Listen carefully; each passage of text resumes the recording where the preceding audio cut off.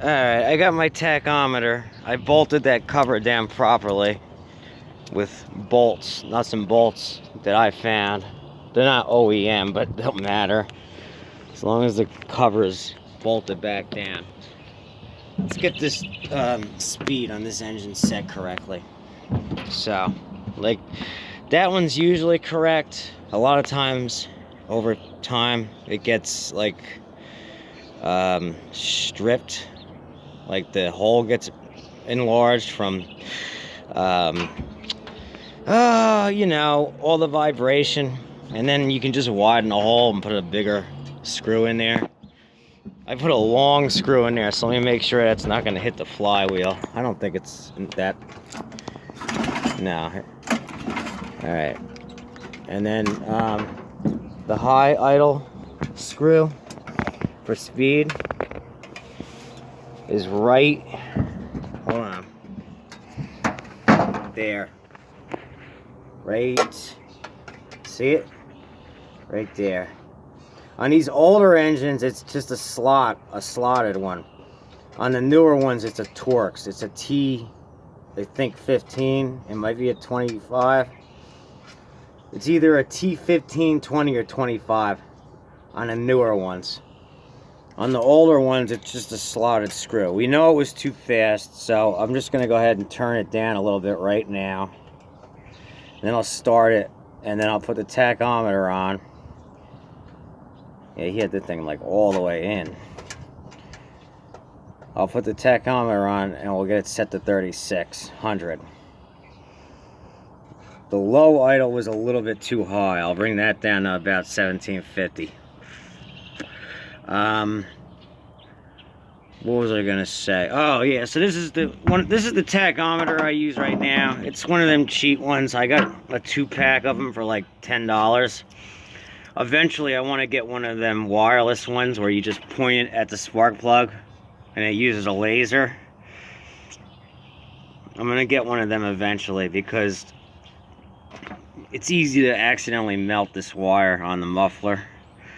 So always try to be careful to keep this away from the muffler. And then it also gets in the way. But anyway, you got to wrap this around the spark plug 5 times. And then I use a little alligator hook to hold the wire on. And then you have to press on this one for the 4-cycle engines. You need to go to S1 2 times. So you got to press and hold. And it'll say 1. And then 2. I believe there's 4 settings. You know, so because you could have a 2-cycle motor, you know, 4-cycle, you know, different amount of pistons. We've got 1 piston on a 4-cycle engine. So 1 piston, 2 valves. That's what it's gonna read it as. Let me get it hooked up real quick. Hang on 1 second. All right, I got her wound around. I've made videos of doing this before. All right, let's start the engine. Fuel is off. Come on. There we go.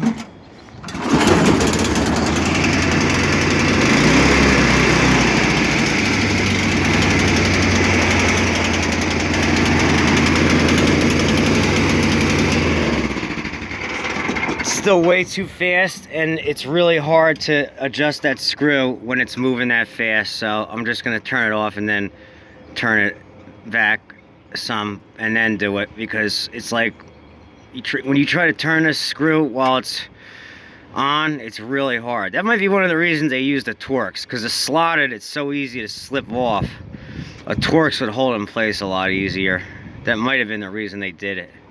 Or just to make it harder for the consumer to make adjustments to their engine.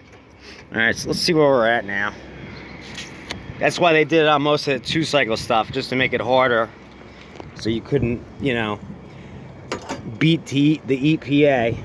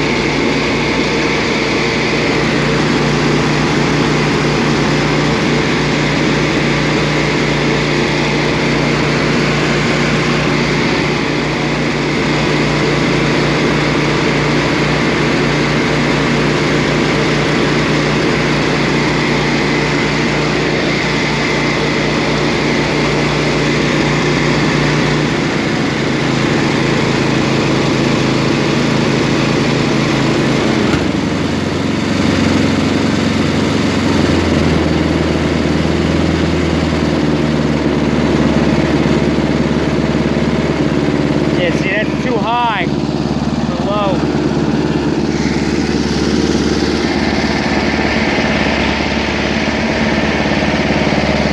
See, it fell out.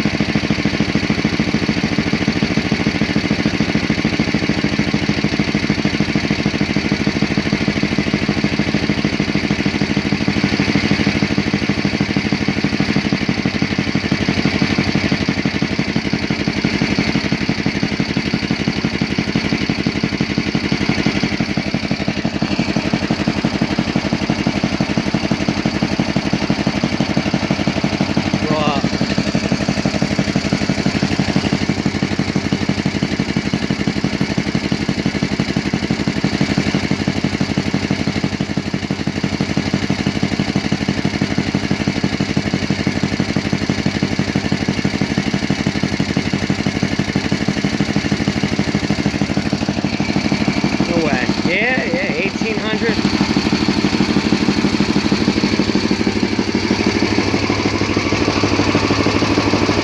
Sometimes this thing isn't very accurate, but that sounds close. A little bit slower, maybe. I don't know why. That's why I want to get a laser one. These ones aren't always very accurate. Now you can't even see it. What's going on? There it is. A little slower.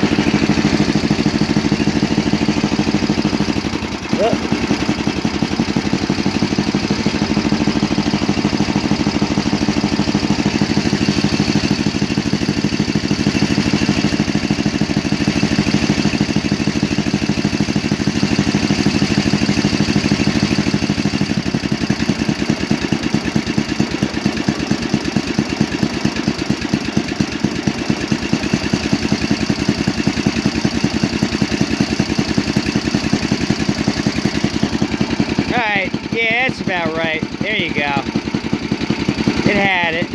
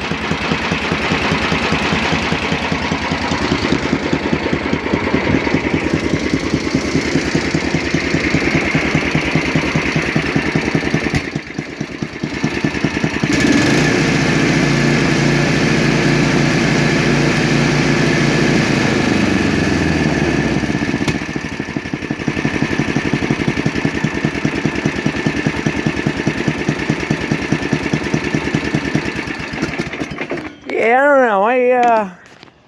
My tachometer's odd. Sometimes it'll be perfectly accurate, and other times it'll be all over the place. But when that happens, I just kind of go by ear.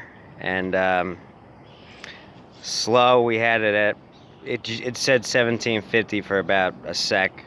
It sounded just about right. And then on the high, it still seemed like it was a little bit too much. But I think I got her. And I can always lower her a little bit more if I have to. So I think we're good now. You remember, like I said, on these engines, you don't want to go over 36. You go over 36 for more than a couple minutes under a load, and that's it. You'll throw the rod, and you'll be looking for a new motor. So, you know, 3,700. If you're accidentally at 3,700, even then, you got to be careful. 3640. I've had one at. You're okay. You don't want to go too higher than that, though. You got to be careful. 3550 if you can. Honestly, like if you got one of these that's very accurate, 3550, 3570, even like 3580. That's good, because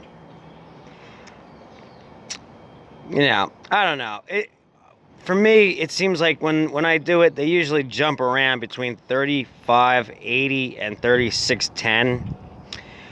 And when I see 3610, I go, yep, that's good. All right, so the engine's set. I got to put a different screw in here, one that's a little bit bigger.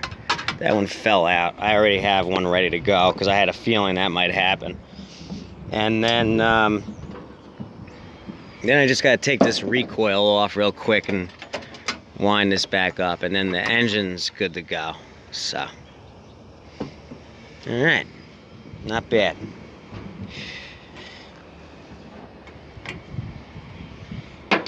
I was almost gonna say it seemed like there was something up with it, like it didn't want to go down more than it should, but yeah, there's still more adjust. If you're unscrewing that thing and it's almost ready to fall out and it's still going too fast, something else is wrong. But nah, there's still more to it. And just to be safe, because I don't want to blow up a motor, I'm just gonna give this thing a quarter turn, and then if it's too slow, I can always bring it back. So right there should be good. We look underneath and see how we're looking here. Is the fuel still on? No, I did turn it off. Did I turn it off? Yeah, turn it back on a second. Make sure. Because I did notice one other thing, the adjustment screw, the high-speed adjustment screw. It's usually on the low end, it would be 1 1/2 out, and on the top one for the low speed, so that's the high one, it'd be 1 1/2 out, and that's your speed.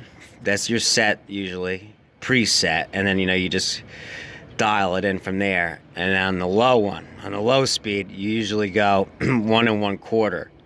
It seemed to me like that was turned in further to run properly. So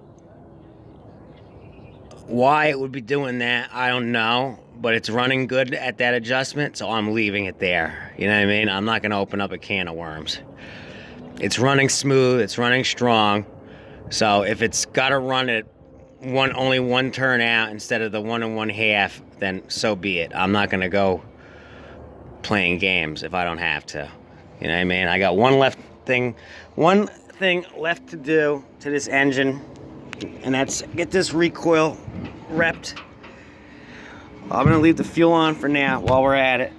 And if it does start to leak, I'll know. Oh, and add that one other bolt. So, you got half a tank of gas. And that thing, it looks like they might have gotten it out of there already. But this thing right here, this is what I was talking about. On these gas caps, this little nipple breaks, and then that metal thing falls down in there. And then the first of all, the gas cap won't vent anymore. So after like a minute, the engine just stops running.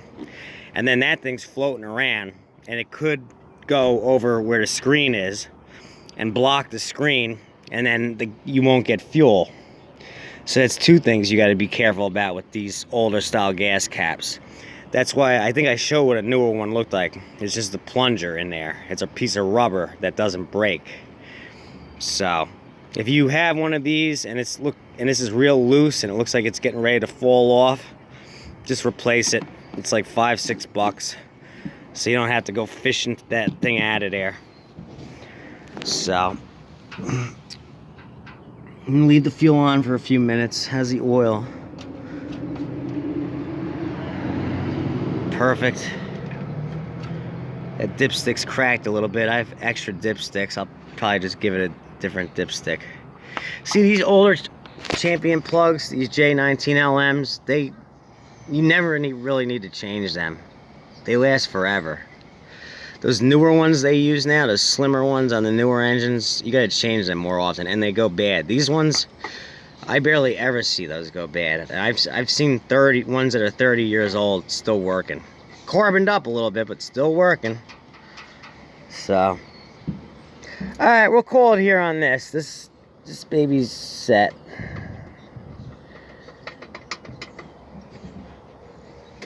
See, it's got a little bit of oil residue, but I would say that was probably just from this, when they checked the oil or whatever. It's definitely not leaking, because if it was, it'd be really wet. It's just it's just built up crap.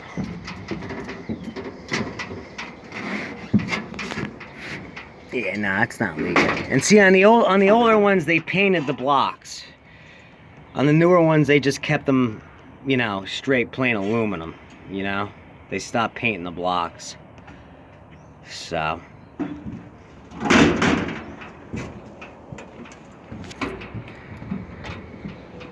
Alright, guys. We'll call it there. If I have anything else to report on her, I'll let you know. I am going to bring her down off the truck and run it through its paces real quick in a little while, just to make sure it runs good in all gears and see those augers turn for myself.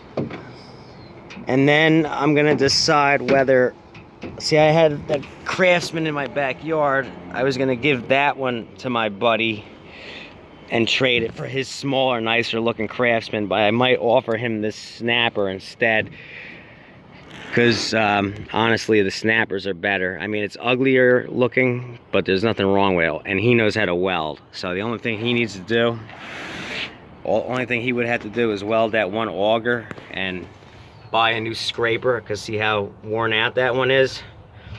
And then he's got himself a good machine ready to go right here. And if it was between the two choices, I would go with a snapper over a Craftsman any day. The Craftsmans, the older Craftsmans, like the one over there is a Murray. It's made by Murray. Snapper is Snapper. Snapper was definitely a higher end company. Snapper was sold strictly at dealers. You couldn't get a snapper at a Home Depot or any of that crap. So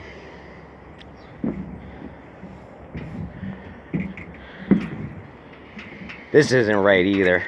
This one is. It's one of them little that's what it is. You can get it on, but when you go to take them off, it usually breaks them. Looks like somebody had taken off the pin, and I have one of these pins somewhere. Not that it matters, this is functional. They just ran a screw through here instead. I have a pin in one of them caps though, if I want to do it the right way. But it works fine, so I don't know. We'll see. And that's about it. Alright? So we'll call it on this one. Thanks for watching, and we'll see you on the next one.